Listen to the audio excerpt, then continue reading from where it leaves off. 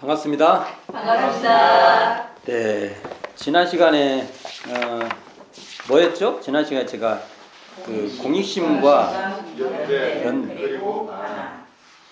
연대를 어떻게 해야 되고 또 거기서 또 반항의 연대를 어떻게 해야 되고, 반항이라는 게 또 의미가 좀 안 좋게 보이지만 그런 건 없어요. 어찌 뭐 반항은 나쁜 것이고 뭐 협력은 좋은 것이고,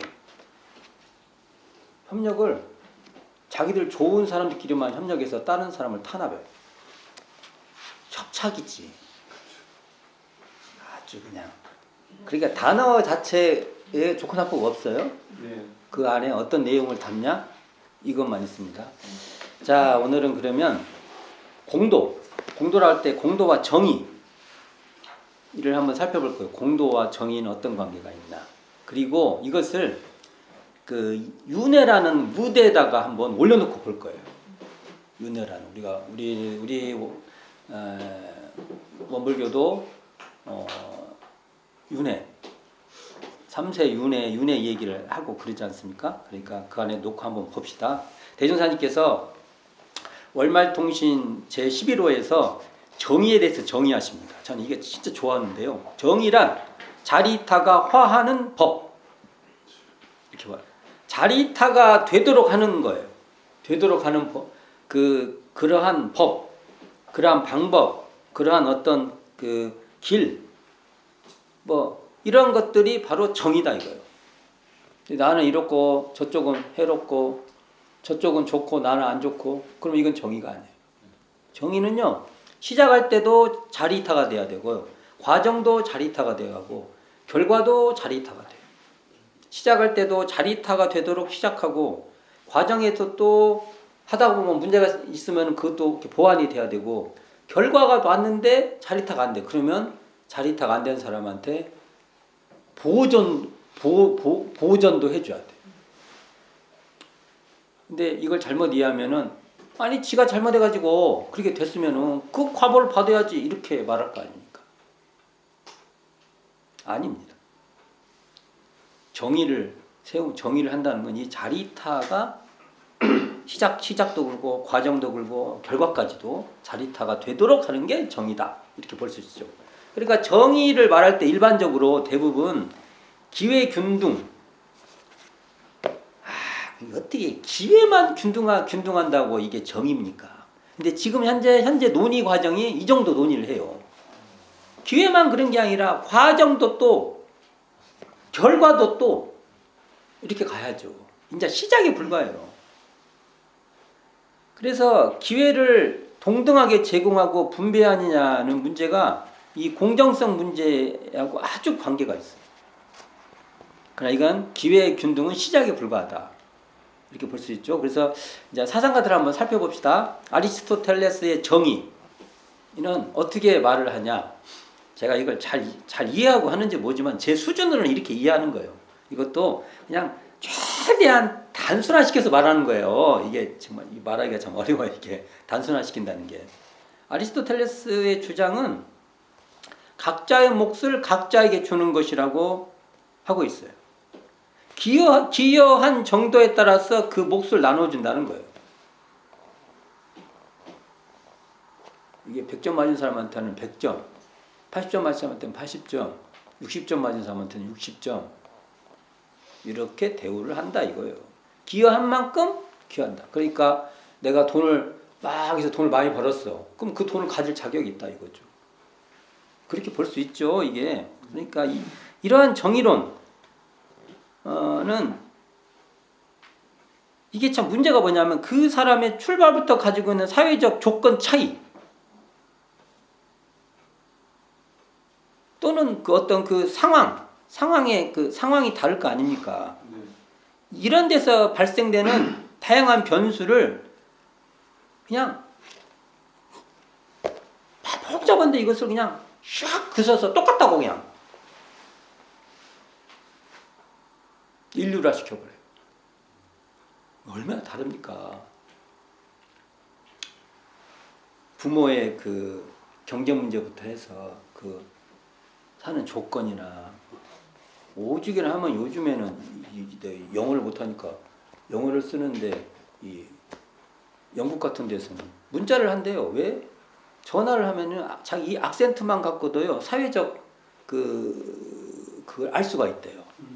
우리가 경상도 사람인가 전라도 사람인가 충청도 사람인가 금방 알듯이 아, 이 사람들의 어디에서 성장한 사람이다. 그 지역까지 알 수가 있다는. 야, 알 수가 없지 나는. 그게 경험이 없으니까. 근데 그러니까 그 사람들은 전화기로 사람하고 이렇게 대화하기보다는 그냥 문자로 그냥. 문자로 글 쓰는 거 보고 또 알 건데. 그건 좀 덜한가 보죠. 이런 문제가 생길 수 있죠. 그러니까 이 말이 그럴싸한 것 같아도 여기에는 함정이 있다는 소리죠. 아리스토텔의 정의론에. 그 다음에 이제 우리가 알고 있는 벤덤의 최대 다수의 최대 행복이라는 공리주의의 주장입니다. 여러 가지 있지만 이런 부분만 한번 살펴보자는 거죠. 벤덤의 도덕과 입법의 원리 서설에서 인간이란 고통을 줄이고 쾌락을 선택하는 존재라고 주장합니다. 아, 이거 진짜 통찰력 있는 주장입니다. 인간을 이렇게 이해할 필요가 있어요. 저는요, 고통을 싫어해요. 그리고 쾌락을 좋아해요. 동의합니다. 전 맛있는 거 이렇게 많이 먹고 하는 거 좋아합니다. 이게 저예요. 나만 그러겠어요? 안 그러죠. 옆에 사람도 군단 말이야 다. 자기만 그런 줄 안단 말이오. 이게 문제예요. 이게 지인만 입인 줄 알아. 아, 그럴 수 있잖아요. 우리가 쉽게 생각하지만 그럴 수 있단 말이에요. 우리가 너무 이게 사회적 뭐로 그걸 너무 정당화시키잖아요. 자기 입만 입이야. 뭐 자네들 입 아니야. 이 말이 안 됐던 것 같지만 실질적으로 그렇게 된단 말이에요. 실질적으로.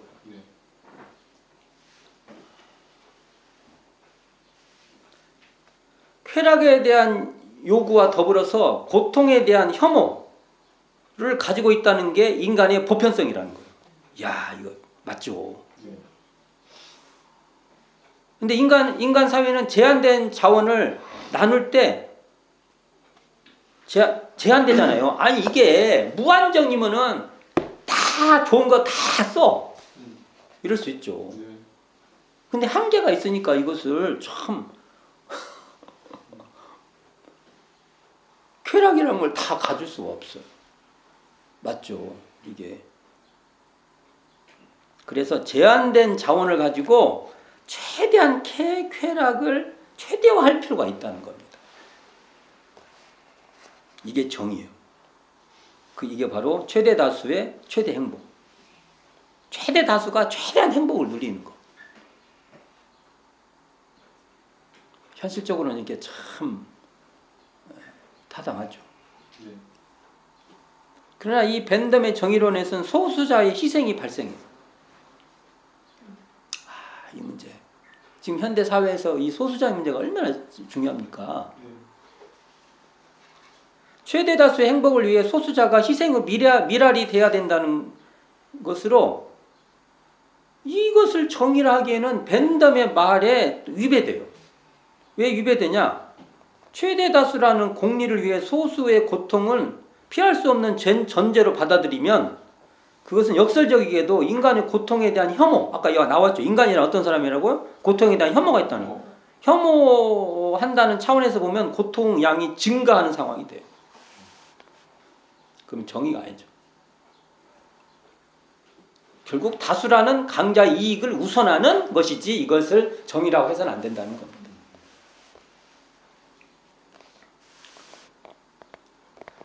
이걸 이렇게 말하면 너무 사상적으로만 얘기한다. 현실이라는 건 당연히 이렇게 해야 되는 거 아니냐 이렇게 볼 수 있죠. 여기에 대해서 저는 개인적으로 그 다음 논리를 좋아해요. 이건 제 개인적 취향이에요. 이걸 다 동의해라는 말이 아니에요. 저는 이렇게 봅니다. 분배의 정의에서 미국의 정치 철학자 존 롤스의 절차를 통해 정의를 찾도록 유도하는 절차적 정의를 주장하는데 이걸 제가 좋아해요. 편파적이에요, 제가. 편파적으로 좋아해요. 이를 무지의 베일 정의론이라고 해요. 우리가 베일이라는 게 뭐 이렇게 앞에 많이 써요. 예, 싸잖아요. 예. 이게 왜 그러냐면 의사결정 과정에서 자기의 처지를 알 수 없도록 하기 때문에 이게 알 수 없다는 게 무지, 알 수 없게 베일에 쌓여서 알 수 없다. 그래서 무지의 베일이다 이렇게 말해요. 의사결정자에게 결정권을 마음대로 주되 자 여기에 네 가지가 있어요. 하나 둘 셋 네 가지 있으면 이것을 선택할 수 있는 권한을 다 줘요. 선택할 수 있는 권한. 이제 비유가 좀 잘못됐다. 제가 보면 자, 근데 이제 예를 봅시다. 결정권 자기가 자기가 어떻게 할 수 있는 결정권은 주되 자기가 부자인지 가난한 사람인지 남자인지 여자인지 성소수자인지 이런 것을 알 수 없도록 무지의 베일에다가 씌워버려요. 자 보세요. 제가 많은 회의를 해보고 있지만 전부 다 자기의 기반의 근거에서 거의 다 얘기해요. 사상이고 뭐고 아무리 법위가 높은 분도 똑같아요. 법위가 높아도 그걸 벗어나기는 무척 어려워요. 남녀노소 선악 규천을 막론하고.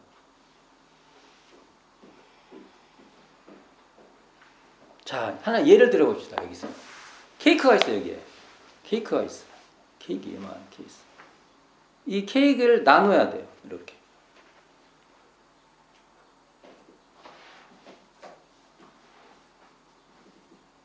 이때 무지의 베일을 씌워요.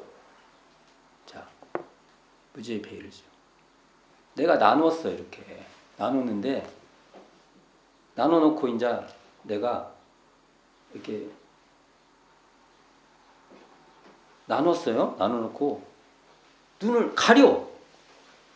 그래놓고 막 섞어. 그래가지고 딱 선택해야 돼. 복걸보. 자기가 나눈 거요. 자기가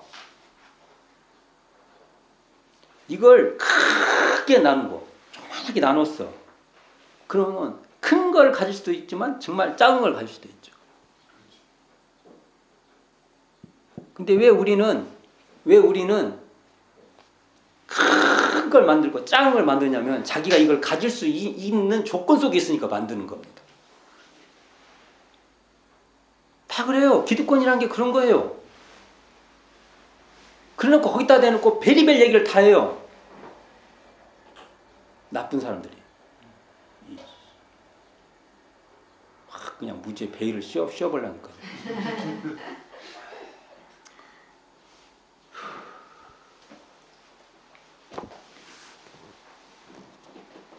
근데 이걸 무지의 베일을 쓰면요 어떻게 되냐면 내가 가장 위험 부담이 클 경우 또는 가장 작게 먹을 경우가 생기지 않습니까? 그 위험 부담을 최소화되도록 선택하는 겁니다. 그래서 자기가 무지의 베일에 쓰이면은요 전 국민을 지금 같은 조건은 전 국민한테 혜택이 가는 쪽으로 어떻게든 정책을 써요. 근데요 어떻게 되냐면요 안 그러면 자기가 예를 들어서 어떤 일군의 배움의 그 그룹에 있어요. 그러면 그 그룹의 의지대로만 가요. 그게 정인 줄 알아요. 왜? 자기들은 늘 그 안에서 살기 때문에. 자신하죠. 아까 자기가 케이크를 잘라놓은 거 자기가 보고 있어. 난 이거 내 거야. 애들이 잘라놓고 이거 내 거야 하고 가져가는 것이 나 똑같은 거예요. 대단한 것 같지만 똑같은 애기, 대문사님께서 유치한 전에 한번 읽었죠. 유치한 애기들 장난이라고 하는 거예요. 성자들 눈에 보면 애기들이에요. 유치한 애들 장난. 그래서 존 롤스가 이때 어떻게 되냐면 이렇게 되면 어떻게 되냐면은 부담이 최소화되도록 선택하는 거예요. 이게 웬만하면 골고루 나누어서 하게끔 된다는 거예요. 혹이 엄청난 나락에 떨어질 가능성을 염두에 두고 있는 거예요.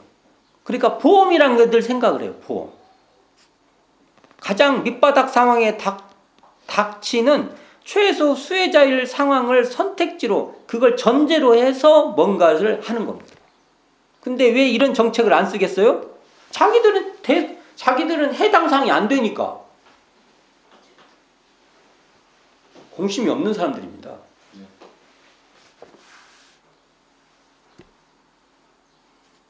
교단도 마찬가지예요.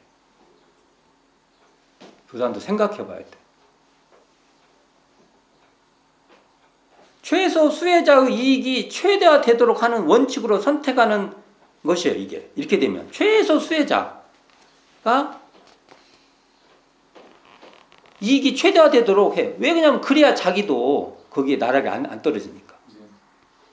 롤스는 인간의 이기적 욕심의 근거에서 선한 의지에 호소하고 있는 거예요. 그러니까 이게 아주 도덕적인 논리로 말하는 게 아니에요. 인간의 자기 걸 많이 가지려고 하는데 이것을 그런 이기심에 근거하되 그 안에서 그래도 서로 간에 피해가 안 가도록 하는 그걸 하려면 무지의 배를 씌워야 된다고 본 겁니다. 근데 사회적으로 이 무지의 배를 씌우기가 진짜 어려워요. 자각시킬 수밖에 없어요. 자각. 이게. 그러나 이론상으로 이런단 말이에요. 무지의 배를.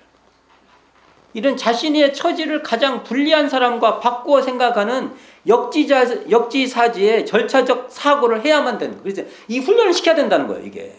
무지의 배를 씌울 수가 없어요. 근데 훈련을 시키는 거예요. 사회적 약자가 보호받도록 하는 것이 바로 이 절차적 정의입니다. 저는 편파적으로 이걸 좋아합니다. 제가. 이것만 옳다고 말할 수는 없어요. 제가 편파적으로 했죠. 제가 편파적이에요.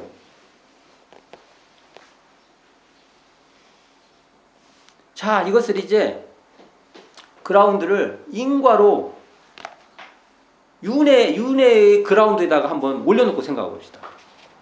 무지의 베일의 다른 표현이 저는 윤회의 인과라고 봅니다. 내가 윤회를 해요. 내가 어디 떨어질지 어떻게 알아요? 자신이 만만하네, 다들. 나는 내가 막 법력이 높아갖고 막 내가 그냥 선택해서 골라요? 웃기고 있네. 이런 건 대강 열애이나 하는 겁니다. 출가할 정도 되시나? 그래도 안전빵은 대강 열애이 돼야 돼요. 대강 열애이 될 자신이 없으면 어디로 갈지 몰라요. 그러면 윤회의 과정 속에서 어떤 인과를 받게 될지 우리는 무지의 베일 속에 우리가 있는 거나 똑같아요. 자, 인과를 믿는 사람은 내가 무지의 베일을 쓰고 있다고 알아야 돼요.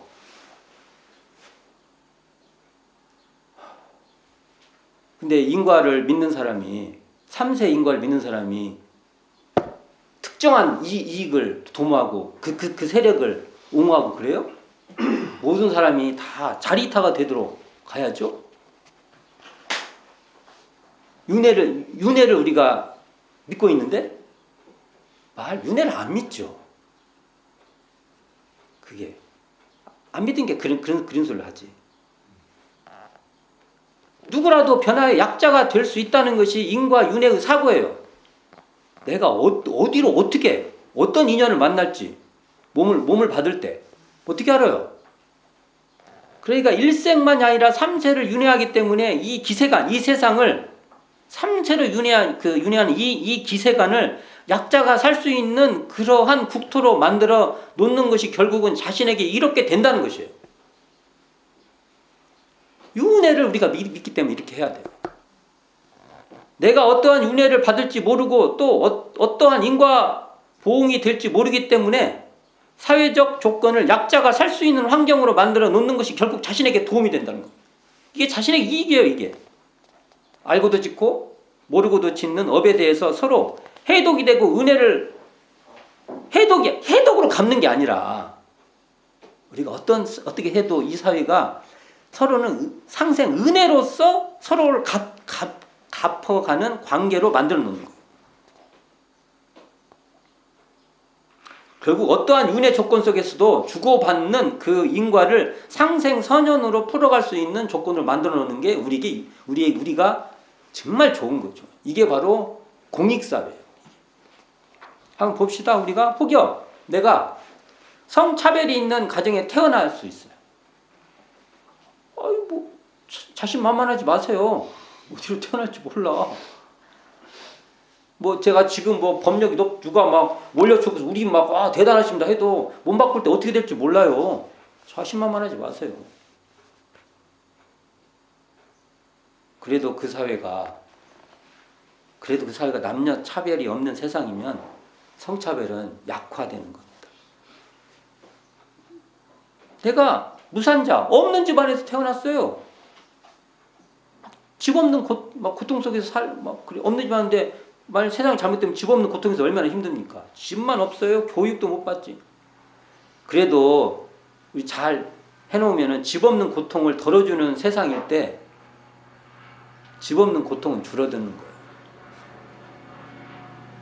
아니 집이 없어도 그래도 살 수 있고 그런 거 말. 그런데 부동산 값은 막 치솟 올라갔고 도대체 집은 어떻게 구할 수 없는 그런 제도를 만들어 놓고 있는 사람들은 너무 좋아. 그냥 시세 차이가 막 많이 나니까 몸 한번 바꿔서 돌려놔야 돼. 인과적 사유로 한다면 된다고 해요, 제가. 혹여 내가 교육을 충분히 받지 못할 상황에 태어나게 돼요. 그래도 교육차별에 큰 이런 차별 없이 우리가 교육을 받을 수 있다는 겁니다. 사회적 약자를 고려할 때, 소수자를 배려하는 환경을 조성할 때, 이렇게 될 때 결국은 이것이 다 우리도 좋은 겁니다. 이게. 우리는 윤회하기 때문에 3세 윤회하기 때문에 더욱 약자를 배려하는 그러한 진화된 이 사회를 구축해야 된다는 것입니다. 자, 대종사님께서 회보 제17호에서 또 말씀하십니다. 이게 대종사님 말씀이니까 잘 읽어봐야 돼요. 같이 한번 봉독해 보겠습니다. 자, 시비와 이해를 분석하여 주는 정의의 법률이 득권을 하면 어떠한 계급, 어떠한 처지에 있든지 다른 사람을 유익줘야 잘 사는 것이요. 만일 정의의 법률이 실권을 하면 다른 사람을 해롭게 하는 사람이 잘 살게 되는 것이다. 이렇게 말씀하십니다. 대종사님 참 적나라하십니다. 법률이 뭐냐면 대종사님께서 시비와 이해를 분석하여 주는 정의의 법률이라고 했어요. 법률은 다른 말 정의 법률, 시비 이해를 딱 분석해 주는. 근데 이것을 딱 얻어요. 득권. 이 권이라는 게 꼭 저울 같은 거라고 하더라고, 옛날에. 저울. 그러니까 이러한 그 저울 같은 그 권리를 딱 얻으면 어떠한 계급, 어떠한 처지에 있든지 그런 사람은 다른 사람을 유익을 주면서 잘 산다는 거예요. 유익을 주면서 잘 산다는 거예요. 근데 만일 정의의 법률이 실권 잃어버렸어. 그걸. 그러면 다른 사람을 해롭게 하는 이렇게 정의의 법률이 없는 사회는요. 다른 사람이 해롭게 하는 사람이 잘 살게 돼요. 잘 생각해 보게요. 혹시 우리 사회가 이러는지. 이러면 법률은도 없고요. 이 법률은에 또 그 실현인 이 공익심도 없는 거예요. 공익사회가 아니에요. 우리가. 이게 정의가 실현되면 공익사회가 되는데요. 정의와 법의 관계에 있어서 우리가 현실적 법 있죠. 입법, 치법, 사법 이런 것이요. 이 인도정의의 공정한 법칙인 이 정의에 가깝게 실현돼야 돼요.